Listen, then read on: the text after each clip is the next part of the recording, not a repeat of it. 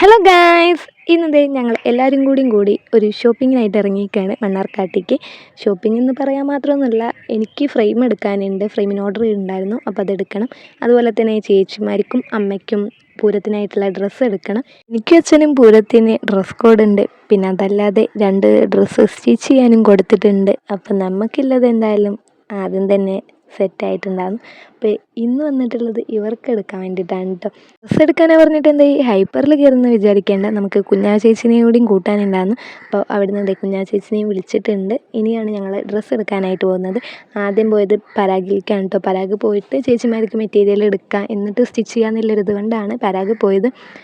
പരാഗ് പോയ പിന്നെ മെറ്റീരിയലിൻ്റെ കളക്ഷൻസ് പറയണ്ടല്ലോ. അങ്ങനെ ഞങ്ങൾ കുറേ ഒന്നും നോക്കിയില്ല. ഒരു റെഫറൻസ് ഉണ്ടായിരുന്നു മോഡൽ, അത് കാണിച്ചു കൊടുത്തു. എന്നിട്ട് അതിൻ്റെ സെയിം പാറ്റേണിൽ വരുന്ന കളർ ചേഞ്ച് ആയിട്ടുള്ളതാണ് കേട്ടോ എടുത്തത്. 2 ചേച്ചിമാർക്കും സെയിം കളർ തന്നെ എടുത്തത്. അത് സെയിം മോഡലിൽ സ്റ്റിച്ച് ചെയ്യാനും കൂടി വേണ്ടിയിട്ടാണ്, ട്വിന്നിങ് ആയി ഇടാൻ പറഞ്ഞിട്ട്.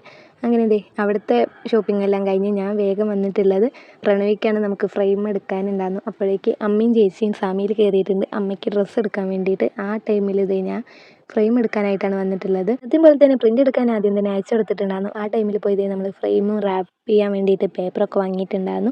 അങ്ങനെ നമ്മുടെ പ്രിൻറ്റും എല്ലാം സെറ്റ് ചെയ്ത് അവിടെ നിന്ന് കിട്ടി. പിന്നെ ഞാൻ ഫ്രെയിമും അവിടെ നിന്ന് സെറ്റ് ചെയ്തു കേട്ടോ. നമുക്കിത് വീട്ടിലേക്ക് തിരിച്ചു വരുമ്പോൾ ആശുപത്രിപ്പടി ഫ്രണ്ട് ഉണ്ട്, അവളെ കയ്യിൽ കൊടുക്കാനായിട്ടാണ് നമ്മൾ അവിടെ ഇരുന്ന് തന്നെ സെറ്റ് ചെയ്തത്. പക്ഷെ അതൊന്നുമല്ല നടന്നതും. ഒരു നടത്തത്തിന് പകരം 2 നടത്തം കിട്ടിയിട്ടുണ്ടായിരുന്നു. എന്തായാലും എൻ്റെ പരിപാടിയെല്ലാം കഴിഞ്ഞ് ഞാൻ നേരെ പോയത് സാമിയേക്ക് തന്നെയാണ് കേട്ടോ. അവിടെ അമ്മയും ചേച്ചി ഉണ്ടായിരുന്നു. അങ്ങനെ ഞാൻ പോയപ്പോഴേക്ക് അവർ പെട്ടെന്ന് തന്നെ അമ്മയ്ക്കുള്ള ഡ്രസ്സൊക്കെ എടുത്തിട്ടുണ്ടായിരുന്നു. അതിൻ്റെ ഇടയിൽ ഞാനും ചേച്ചി ഞങ്ങൾക്കുള്ള ഷോൾ നോക്കിയിട്ടുണ്ടായിരുന്നു.